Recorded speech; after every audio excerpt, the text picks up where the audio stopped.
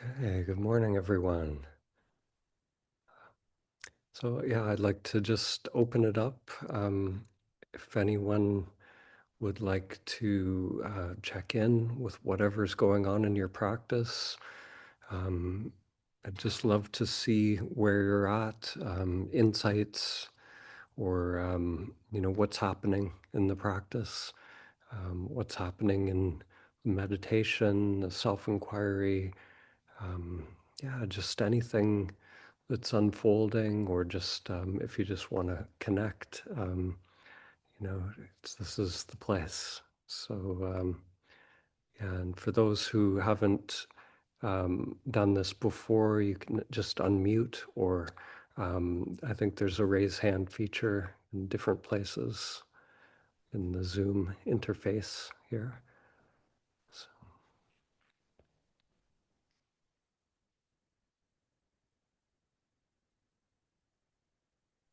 Hi everyone.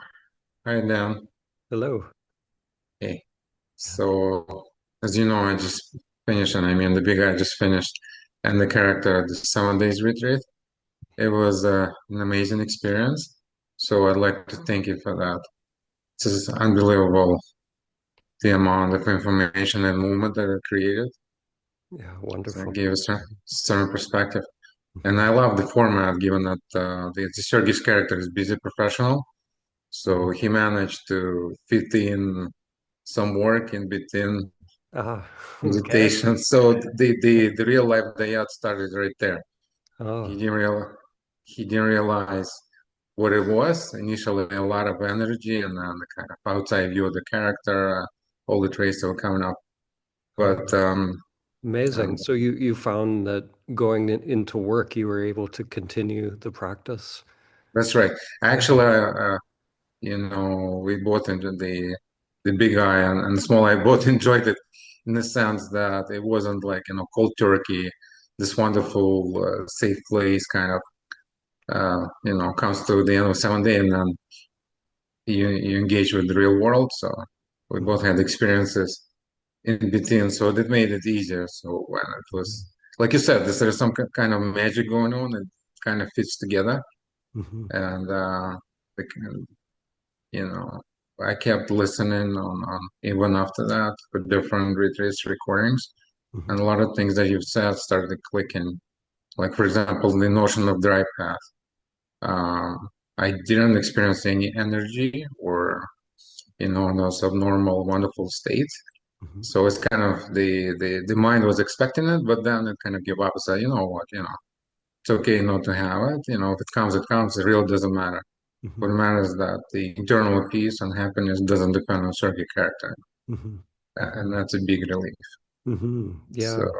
That's a big distinction in the different paths. Even in the time of the Buddha, he talked about that, how some people get these energetic experiences, and but they're not necessary in order to recognize who you are.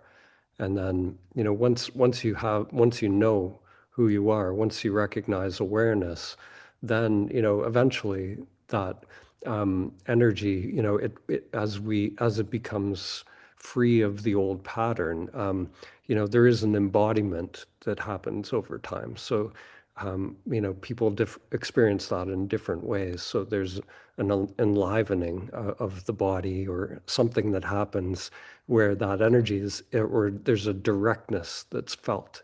And that does eventually, everyone who has an awakening, whether they go the dry path or the wet path, or whatever you call it, they end up in that same place where they're, it's like the whole body is participating in a direct experience of life. So like a it does. quarter, the paths are different, but the view is the same from the top, Exactly. right? Yeah.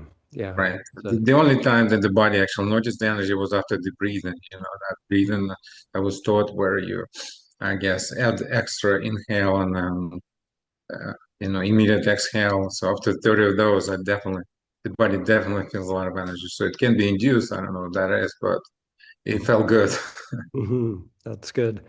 Yeah. And you mentioned like I forget what terms you use, but the little self and the big self, Right. enjoying this process. So can you talk a bit about that? What are those two selves for you? Well, this is kind of weird and interesting because sometimes the mind gets, in the work, or especially, like you said, those old parents, they didn't get triggered much in Dyads, though, because it was kind of quiet, the mind was quiet, very uneventful. But in real life, when little self have to interact with family members, these things get triggered just right there. Hmm. And Hmm. something steps out of the clear and says, "Hey, this is boring. This is no longer engaging. I know why he's doing this way because he's done it this way all the time, Hmm. and there is a way not to react." And Hmm. you know, people Yeah. around me know the same thing at work. Hmm. So I could really go into the little eye, and then I zoom out and see the big picture, Hmm. and then so I see this guy's doing something. Well, yeah, it's important providing, for family and all that. But in Hmm. the big picture, take it easy, relax, just take it minute by minute. It's all Hmm. gonna come together. So this is what I said between little and big eye, kind of. I Hmm. see separation, clear Hmm. separation. Amazing. And so how for you, how do you make that distinction? Like what what clues you in or makes it Clues. clear? If Hmm. it's old, it's Hmm. clearly little eye. Hmm. Something that is repetitive, recognizable patterns. For something new, Hmm. like new reaction, new experience, totally out of this Sergey's little Sergey character, then Hmm. for me that's a new eye. Mm, That, beautiful. that Yeah. that's how. So when it's coming from the memory and from the conditioning, you just notice that it's That's right. familiar. Yeah. Yeah. That's, I Yeah. guess I don't know if I'm describing it correctly, but that's how it feels. Hmm.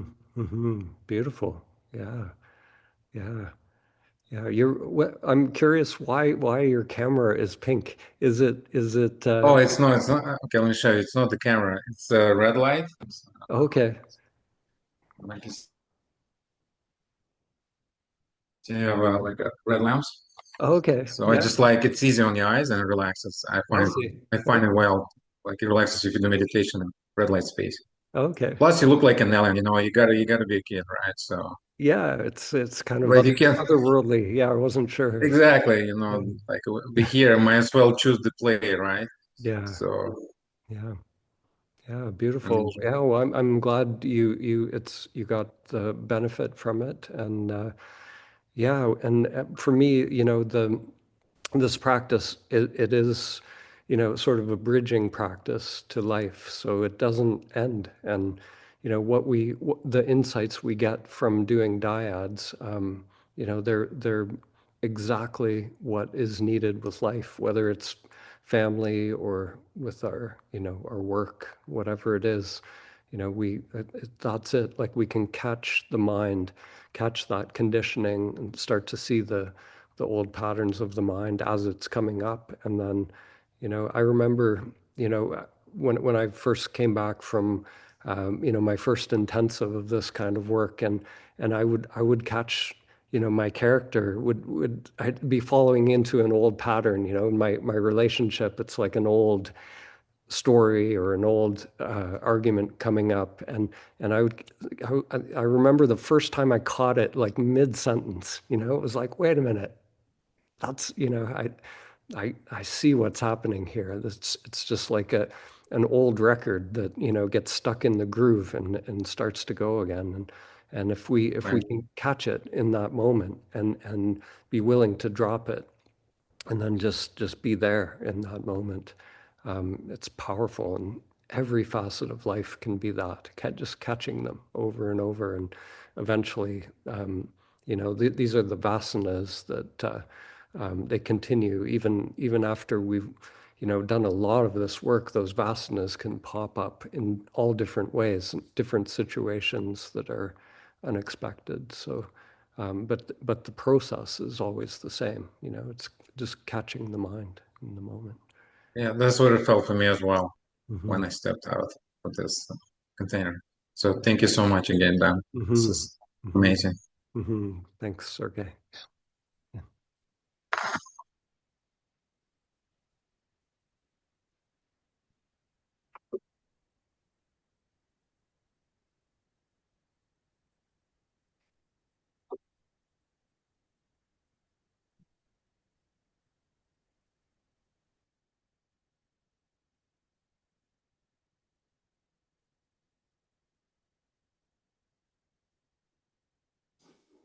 Hi, Dan, and everyone.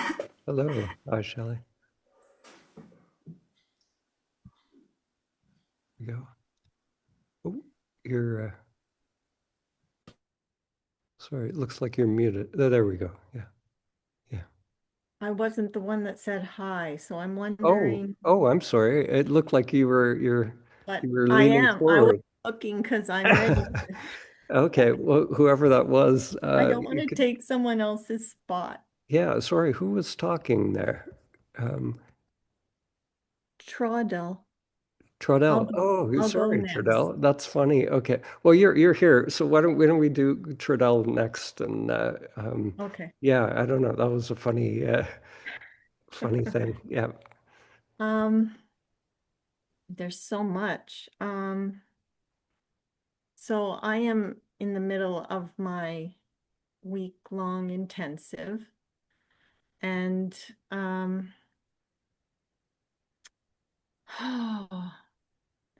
last year I had an experience at an ayahuasca retreat, and it was my first opening.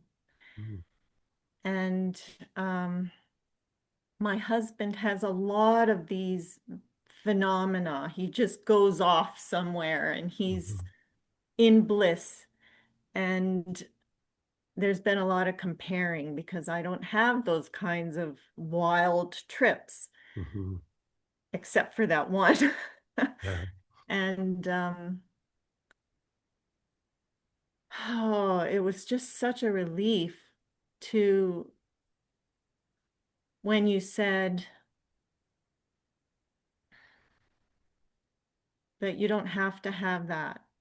And that's also the mind.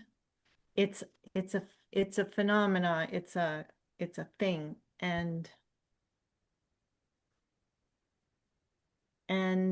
realizing that just connecting with who I am is the goal. And I've just been so emotional ever Mm, since.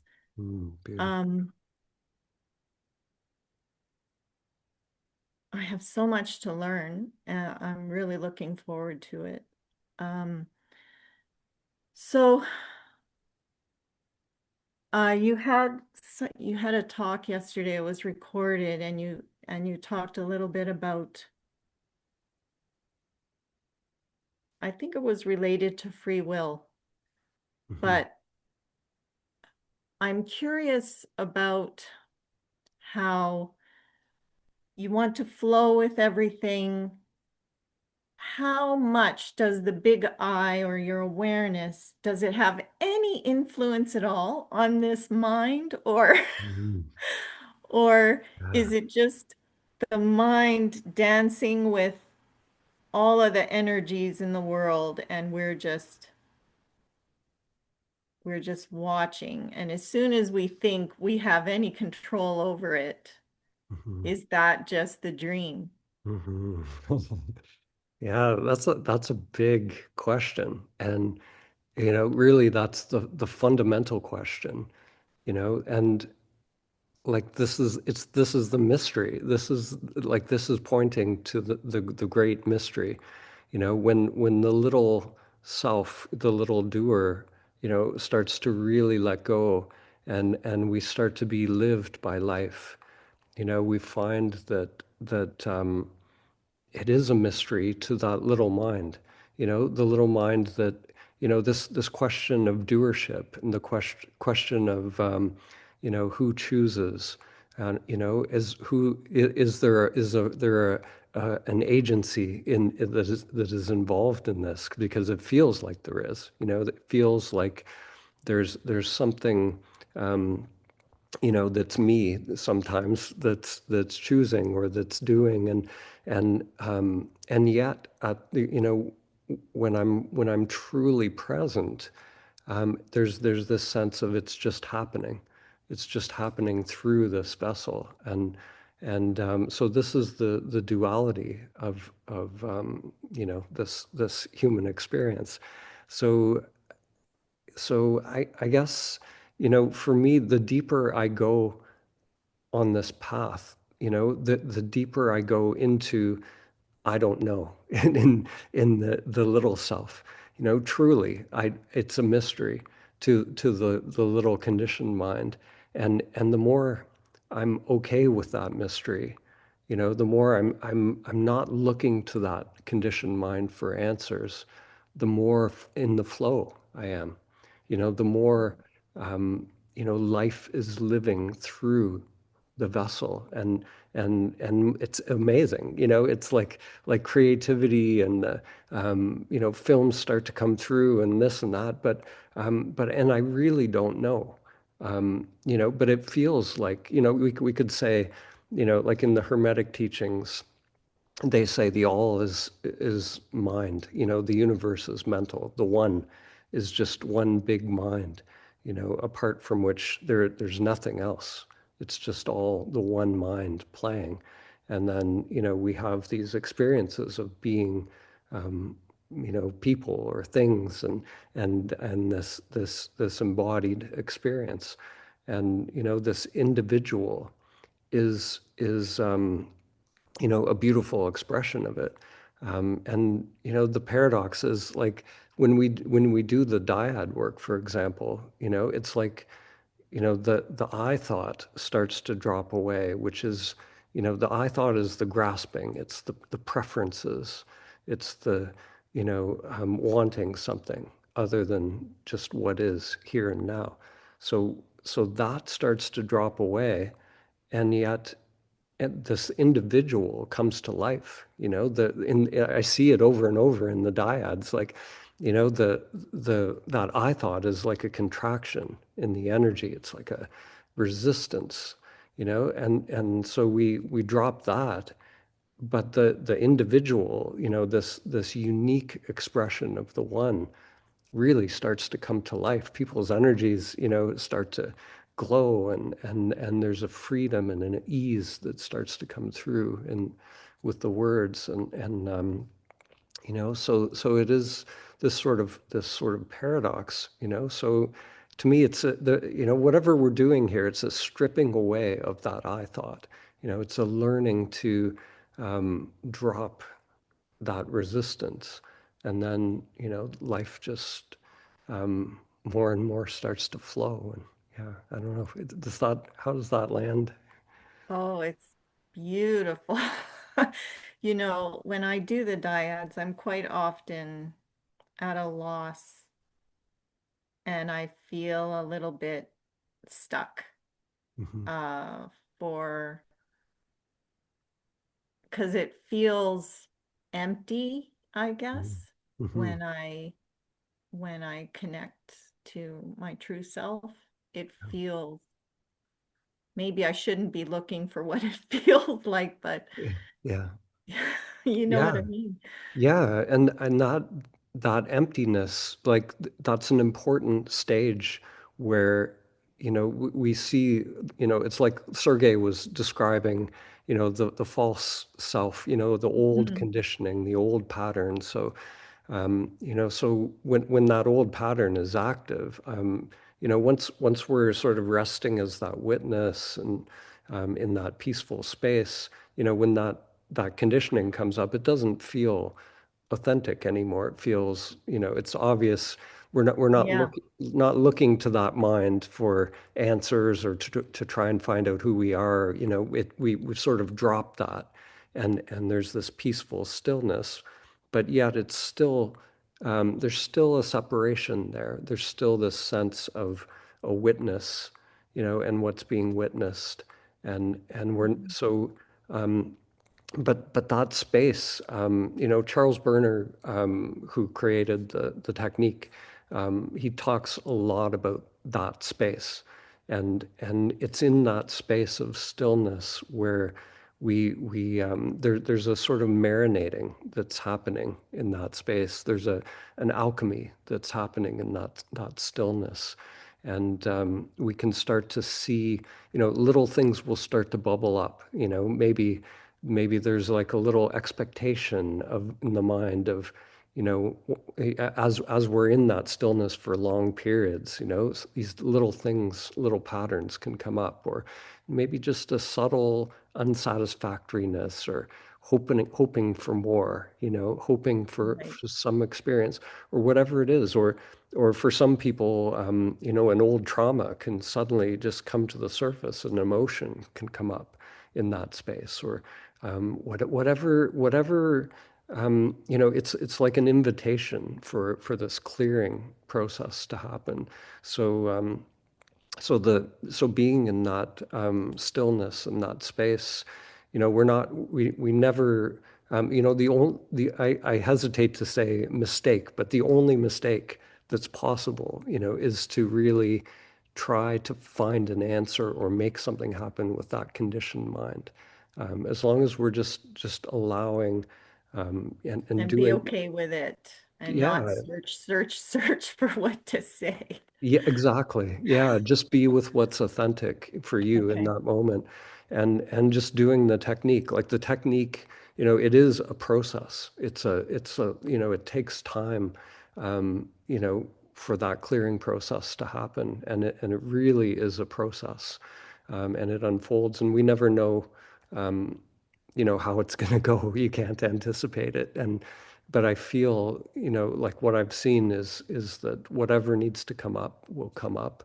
And sometimes it is just sitting in, there's not much happening for long periods of time. And it's a subtle exploration in that. And we just keep doing the process, just intend to directly experience, who is aware of this space, who's aware of the witnessing, and just intend to directly experience that awareness that's there, and Okay, thank you. I just wanted to also thank you. Your pointing is exquisite, and um, I never would have found it without you. It's, mm, well, who knows, but yeah, yeah. but it, It's amazing it's how many just, good pointers there are out in the world right now, like the yeah, teachers but that you have coalesced them into this program that's anyways, such a Mhm, relief. And mhm, I think the reason why it's so hard to find is because you can't remember it. mhm. So you're Yeah, that's looking it. for it with your mind, Yeah. but when you're there, you it's it's it's intangible anyway. Yeah, yeah, that's well said. Yeah, like that what we're looking for is it can't be an object. So that's Mhm. the challenge. And even the samadhi state it's incredible that we can be in a samadhi state, and then instantly the mind like you can't remember that state. There's no memory in the samadhi state because it's just purely presence. So the mind, when it comes back, the mind only knows the past. It only knows its memories. Mhm. So it can't remember a samadhi state. Otherwise, it would be great if it could. we could we could remember it and go, oh yeah, okay, I'll just go back to that state. But so yeah, so it's somehow we become attuned to this game of hide and seek, and we feel into how it works because that's really what it is over and over. Yeah. This whole Maya human experience is this game of hide and seek, and somehow become familiar with this unhooking from that seeking mind, and Yeah, oh, I yeah. remember yesterday I was just like, wait a minute, it can't be. All along, Mhm. really? Mhm. And I knew right in that moment, and it was Yeah, just beautiful. So thank yeah, you. I yeah. won't take any more of your time. Thank you. No, you're not. That insight that you just mentioned, the simplicity, like it's beyond simple.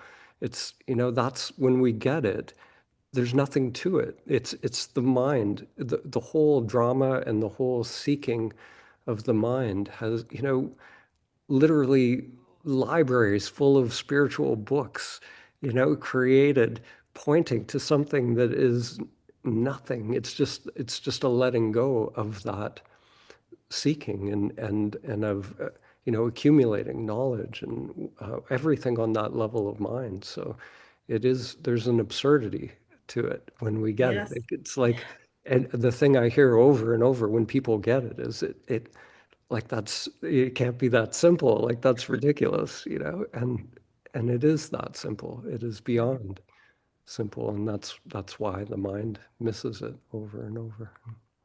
Yeah. Thank you. Mhm. Yeah. Thanks, Shelley. I'll go to Tredell. Yeah. Sorry, Tredell, about It's okay. Hi, Dan. Hi, everyone. Well, it's always, it is a challenge for me to speak now. Anyway, and in English even more. So it doesn't remain anything to say. It's all said. I just wanted to report or share the struggles state of life now, if it's okay. Yes, please. Thank you. Yeah. When you started with your practice and your this and that, I got in trouble because I don't name anything. It's just a process without this is this or this is that. And I'm aware of what's happening. And then you spoke of the vasanas. Yeah. And that's what I wanted to report was the last hour meditation. I have to say, sorry. There was awareness, there was the vastness, there was the ground of being present. And then, of course, the mind is watching the time and I have to ring the bell at the end. And then I observed how the ego, the vasana or pattern came up, and I realized that from some hidden place in the unconsciousness, the ego came up, and then it started. Now I'm full of fear when I'm meeting others. So the identification was there. The small person, traveler, is fearing others. But no, there is no traveler. And there are no others. It's just the idea, the belief, still the belief. Yeah. Still. And it's all I can do is to say, okay, so it's still there. Yeah. That's amazing to see that, when that ground of being is there, then it's not a problem.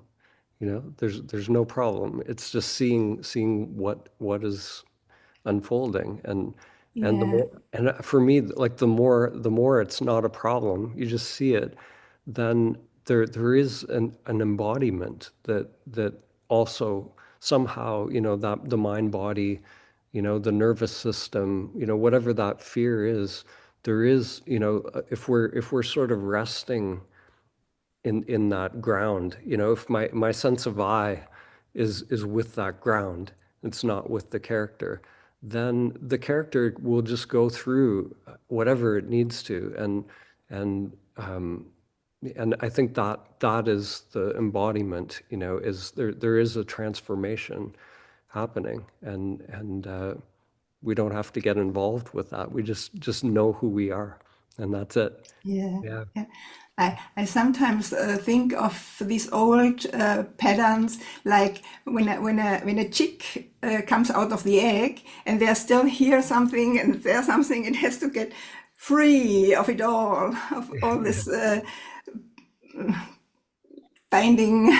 Yeah.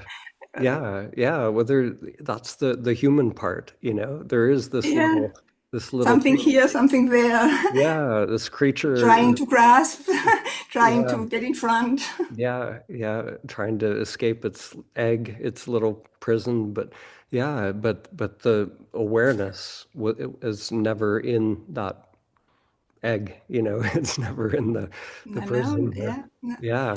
I loved what you said about language at the very beginning, like a not labeling or that need to evaluate or label anything is, I think it's so important in this practice. Is Yes, and my life is just happening, Mhm. and as well an experience with no doer. The other day I was sitting; it was very comfortable.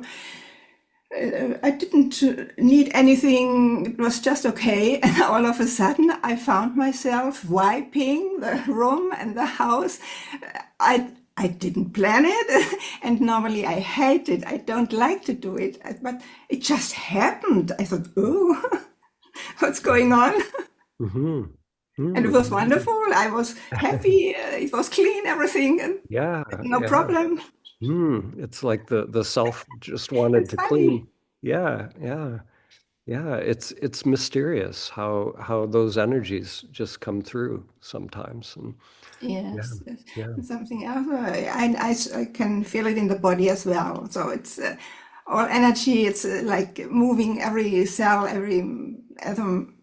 dancing, and strong sensations over a year now. It's not Mhm. pain. It's just strong, moving, whatever. And Mm. Mm. uh, Do you I'm. find does it reach the crown of the head, that And energy? it is the whole spine is warm, hot, and it's gentle. Mm-hmm. So not, but Mm-hmm. it's a gentle movement. Mm-hmm. I like it this way, Mm-hmm. better Yeah. than explosions. Mm-hmm. And it's constantly. Yeah. Do you feel it Sometimes I right can't now? sleep at night. Right now, Mm-hmm. yes. Mm-hmm. Mm-hmm. Yes, yes, Yeah. it's Yeah. nearly all the time.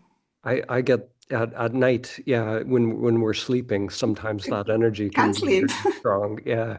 Yeah, it's true. And I think when you look at the lives of some of the yogis and the great teachers, the energy keeps you up at night. Some of them only slept 2 hours or 3 hours, or sometimes it seems like you're there all night, when that ground is just awake. It's sometimes it feels like there's no sleep. You're just resting, even though the mind and body might get the rest, but it can feel like you're just awake continuously. And yeah, and sometimes, the little mind might think, oh, that's a problem, or it thinks, oh, I better get some sleep. But I think, the mind and body really do take care of themselves, and it's okay. If it's actually, that's Turiya is when we are just resting as that groundless ground through the sleep cycle. So yeah, Yes, and also about the not knowing, no knowing.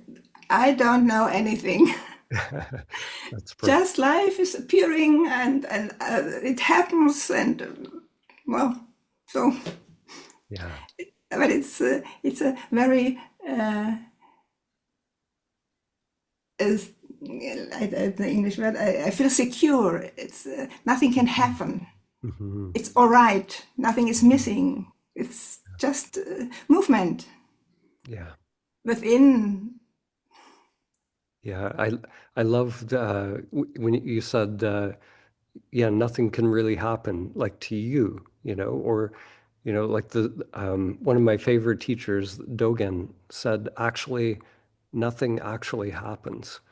Which is, to me, it's an incredibly deep, deep mystical truth. Yes, That nothing actually happens, or whatever yes, whatever happens yes. is nothing. It Yeah, is. that's the thing, and in the end, that nothing really happens. Yeah, Nothing. It's all just yeah, yeah. It is beautiful. Yeah, dream.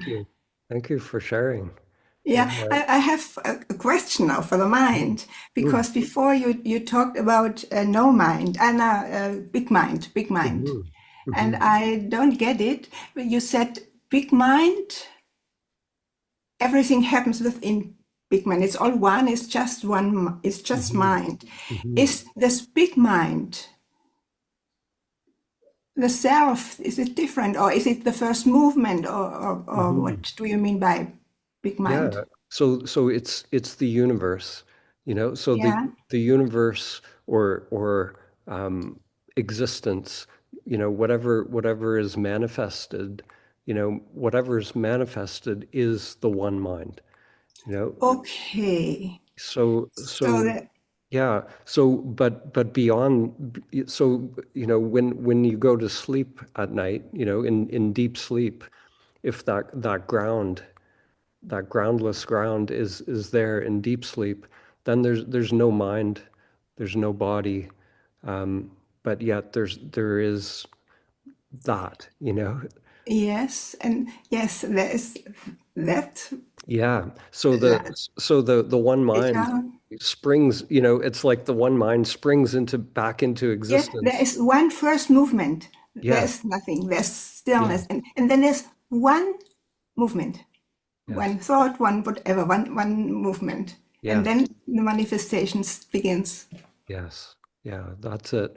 So to me, you know, that one mind, you know, when if there's a sense of a sense of I or a sense of self, you know, it's like that one mind splits off parts of itself, you know, to have these unique experiences and these unique vantage points. So yeah, so to me, you know, there's a beautiful saying in one of the Buddhist traditions that it took me a long time to really allow or to feel what this meant. But one of the teachers said that mind is Buddha. Mind is Buddha. So, you know, the awake mind, you know, is Buddha. And that it just means a mind without a self, you know, a mind without any division within it. You know, then it's just awake, it's luminous, it's sort of self liberating. When that ground is present, then yeah, it's the mind is just doing what it does. Life is just doing what it does. Mm. Mm. Thank Thank you. you. Thank you, Trudel. Yeah, thank you Wonderful. for sharing Wonderful. your life and what's moving through. Yes, It's I beautiful. know. Yeah. Whatever Yeah, you say, I know exactly what you are talking about. yeah, yeah, it's beautiful. Yeah, thank you for sharing. Thank you.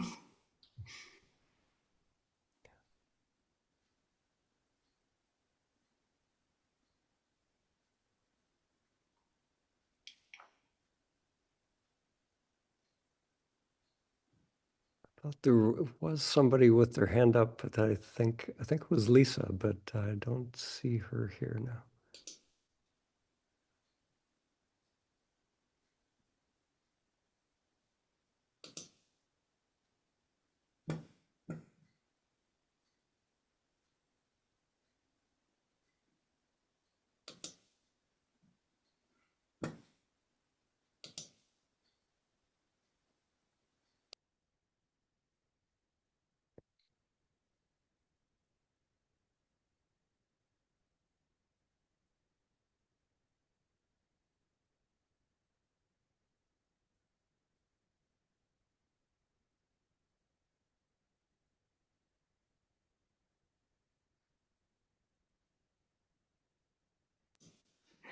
One more word, please. Sure. Yes.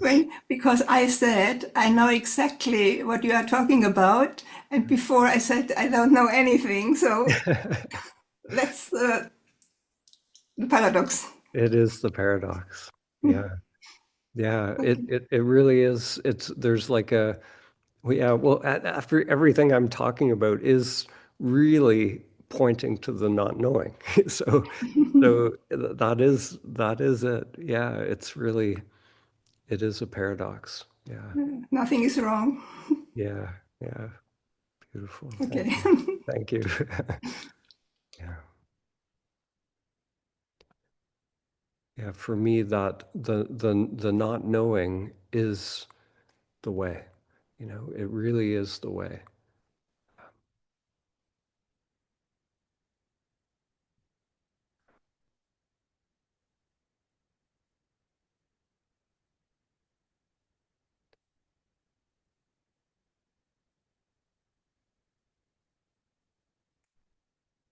And just allow this stillness. This is kind of like someone told me last week. This space is almost like in the Quaker tradition. They have these gatherings and circles, and they just sort of allow things to come up. And I think it's beautiful to just kind of consciously um, allow this space to just be still, and then when someone is moved to speak, you know, or to share, or question percolates up, we just allow it. And otherwise, we can just be here.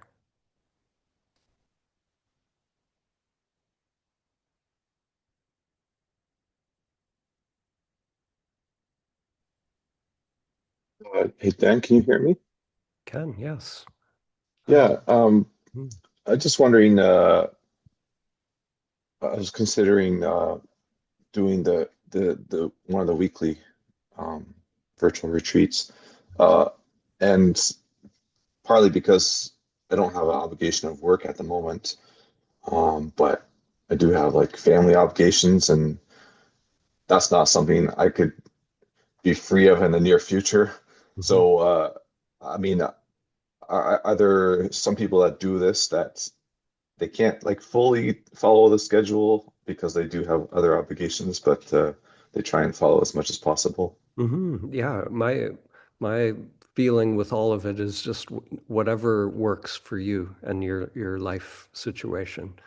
Yeah, so you know, it's great if someone can take, you know, dedicated time and you know, fully go into it that way. But ultimately, it doesn't really matter. It's you know, it's the intention and the you know, actually life, you know, if you're in the midst of family, it can actually be a beautiful practice. It can become part of the practice. So it doesn't, you know, there's no conditions that you know, make it so it's not doable. You know, anything is doable. And a lot of the great teachers have said the same thing. Like Nisargadatta is a great example. You know, his teacher, you know, he at one point his teacher gave him the instruction, you know, just abide as the I am. And but he had family. He had to work. He was I think he was working in a cigar shop. You know, so he, you know, he didn't stop. He didn't you know, go to a cave or anything. That's one way to do it. But he just decided he's going to you know, whatever is necessary for life. He just continued that, you know. So the work and family, all of that, he realized like this is life. There's no point in pushing that away. But every opportunity he had during the day, he would turn attention away from, you know, the distractions and the you know, the thoughts and whatever was going on in the mind, and he just stayed with that sense of I am continuously, and that's all that's necessary really is that you know, that intention to um, turn towards the self continuously, and whatever external uh, situation is there doesn't really matter. It's that there's some deep pull to that it is beyond all external conditions. Mm. I may add to that, as I mentioned previously, both of my eyes went through this experience exactly like that. Mm-hmm. When I got into it, sign up, I was in my Sergei's character without even realizing it, right? Mm-hmm. And he's a perfectionist, so he thought, hey, let's wait until the end of the year when stuff settles down in life. I'll just close myself in the basement 7 days. I'm not gonna talk to anybody. Yeah. And then kind of the other side of Sergey characters, which is risk averse, say, hey, to hell with it, I'm just gonna do it, whatever, feels out. And then it worked out for much better benefit because both of my parts of my being got practice in the middle of this wonderful stillness. You go out of the basement and you are in the yacht with your family right there. So this, and I actually enjoyed it much more because it gave me both perspectives, like from both sides. You get it immediately to practice what you learn.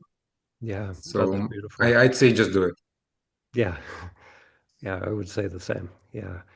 Yeah, just do it. And yeah, because it can be a bridge, I went through on my own path. I went through, times where, I would go into darkness retreats and long, periods of meditation, and all of that was fine.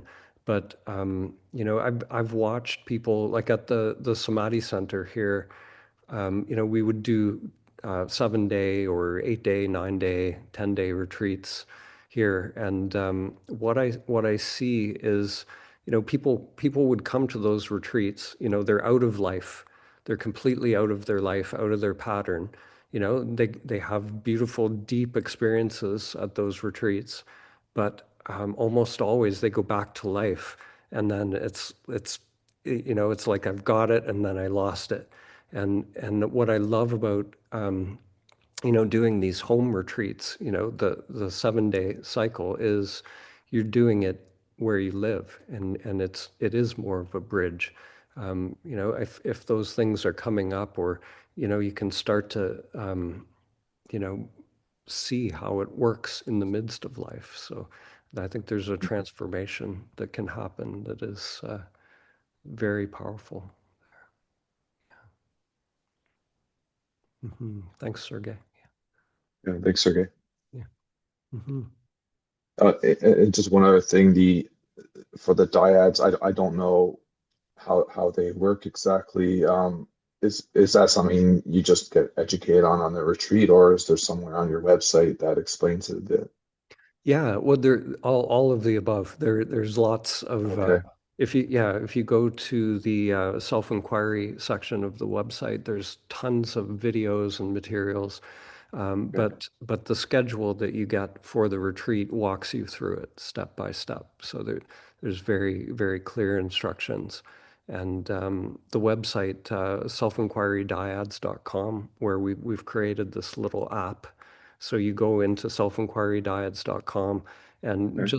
just to sign up on that site, there's a short, maybe 15-minute process where you watch a video, it asks you some questions, you do a little test at the end of it. So it kind of gets you prepared in a basic way for that. Okay. And then I'll check that out.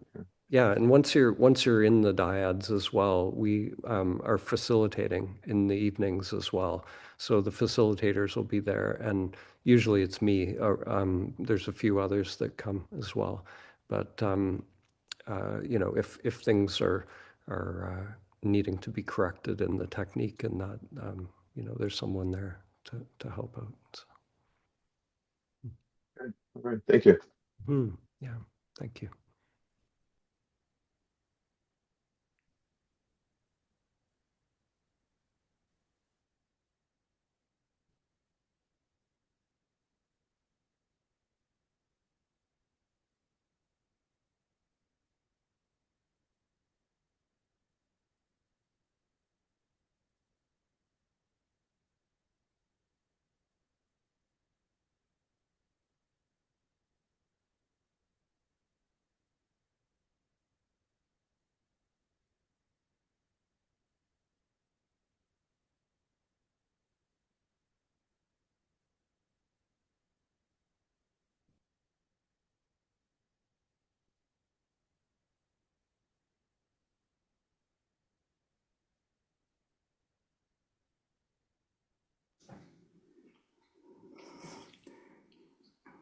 Sorry, just something else.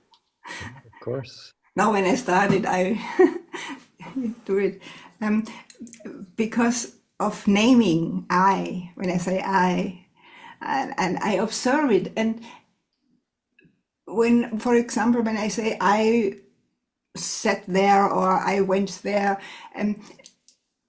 it's not the person I, it's one I.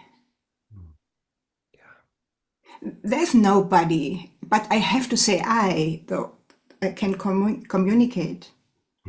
I have to say I. That's Yes. it's an amazing. Yeah. Yeah. Yeah. I know. This is, when we do the dyads, one of my favorite instructions is to start to question that I. When I use that word, I or me or mine, is that actually me? Is that true?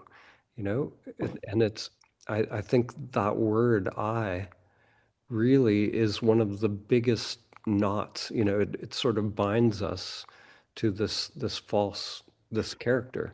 Yeah. It's a limitation. Yeah. Yes, it is in the beginning, but Hmm. when you realize Yeah. who you are, Hmm. you say I without distinction. Yeah.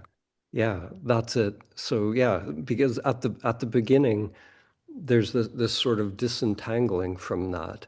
And then quite often what happens with people, they'll sometimes develop non-dual language. So they'll start talking about the character, or the false Yes, self, and instead of yes, saying I, yes. but there's So, still this, and then eventually people give that up usually. And then it's like, yes, okay, just, you can say I, it's okay. yes, Yeah. Yeah. yes. Yeah. Okay, thank you. Yeah. Yeah. Yeah. That's it. That's, those stages, I feel like those stages are the kind of three stages that we go through in our practice, in our sadhana as well. It's eventually we sort of wake up from that character, and we're abiding in this space of witnessing. So I know I'm not the character, but I'm at the same time, I'm not sure what I am at that point. It's this no man's land of being this witness, and then it's like letting it all go, and Yeah, somehow it can just be all there at the same time. And the character, the witness, the energy, yes, life. Yeah. yes. It's Yeah. yes, yes. Hmm. Not complicated. No, no. And there's no figuring it out anymore. It's like, No, am I the higher self, the lower self, yes. all of that. It's just me. It's just, I yeah, am. yeah, that's it. Uh, There's just one, or or I am not. Yes, yeah, whatever. whatever it is. Yeah. It's the I don't know. The I Yes, don't yes, know is just, it's free. It's free of yes, having to yes. that mind that wants to figure it out. Yeah. Yeah. Okay, thank Yeah. you. Wonderful. Thank you.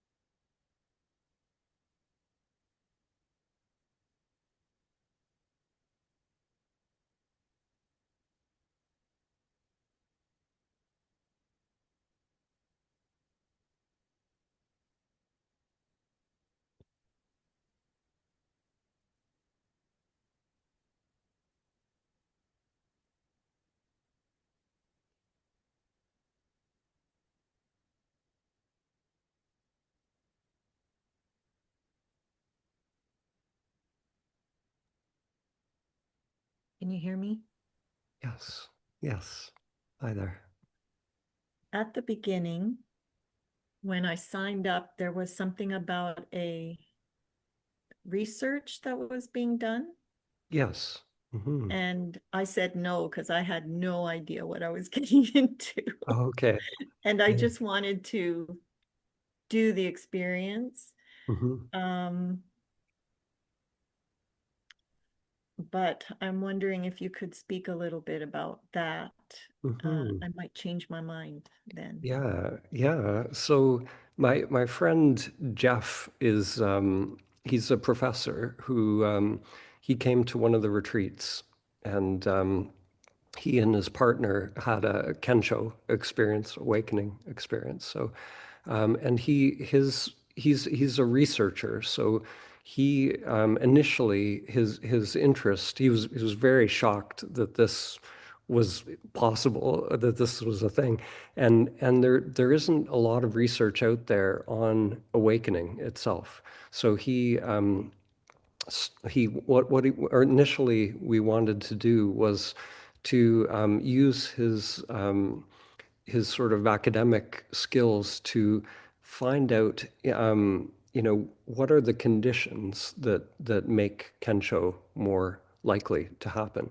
Because at these retreats, it seems like a certain percentage of people will have awakening experiences, and others don't. So the question was, are there conditions that make awakening more likely to happen? So the initial research that was done was, asking questions to people who have had an awakening experience, and we had control groups and all of that as well.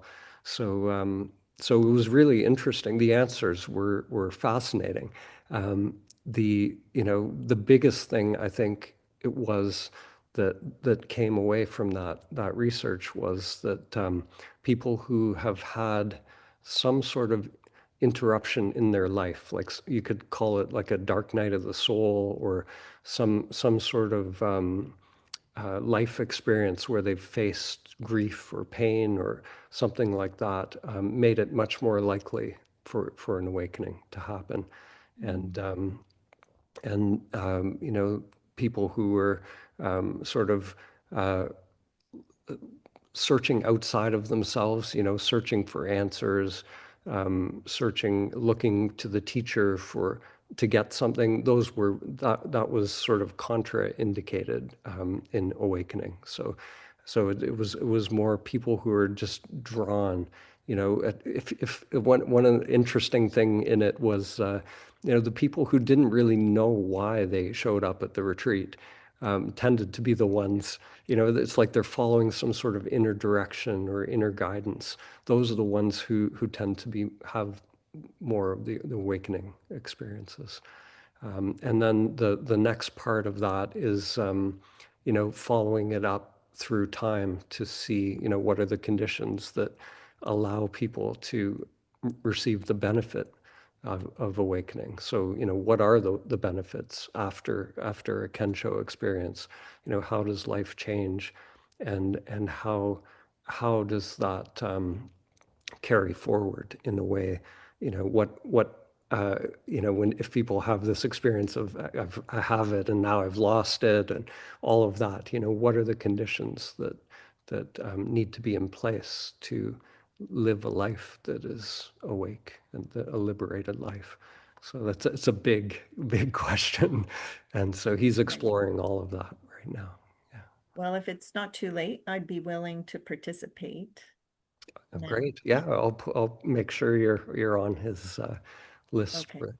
Yeah, and he just does a one-on-one interview. It's Okay. usually about an hour long. Okay. Yeah, yeah. Um, and I have a friend who's a young guy going through a lot, Mhm. like really struggling with life. And at the moment, he has no job, he has no money, he's really suffering. And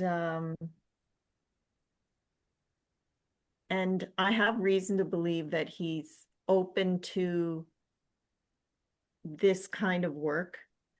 And I'm just wondering how someone would like that might have access. Well, does he have an internet connection or? Yes, Mhm. he did try to commit suicide. I don't know if that's contraindicated for this kind of work. Mhm.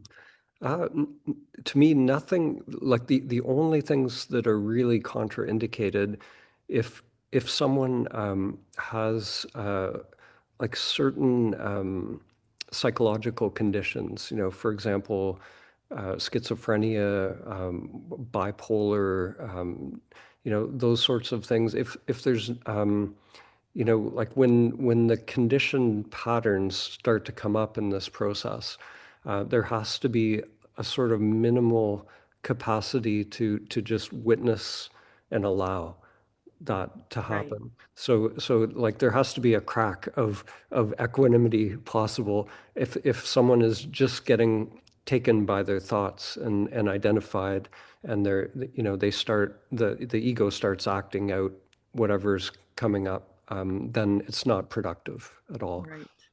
So you know, a lot of times from what I've seen, people who've had suicidal tendencies, it can, you know, if there's not an underlying mental disorder there, those people can be extremely ripe for, you know, they're already kind of letting go, you know, but you know, it's instead of physical death, it can be an ego death. So it can those same conditions can be perfect for a spiritual awakening and recognizing who we are as well. So yeah, if there's an intuition there, it might be perfect or not. That's the thing. I never know. You know, it's. I always think. You know, when I do interviews with people, if I'm not sure. So there, you know, if he's interested, he can go through the sign up process, and if there's any red flags in that, we'll just do an interview with them and connect and Okay, just great. see where he's at. Yeah. Thank you. Hmm. Yeah. Thanks, Shelley.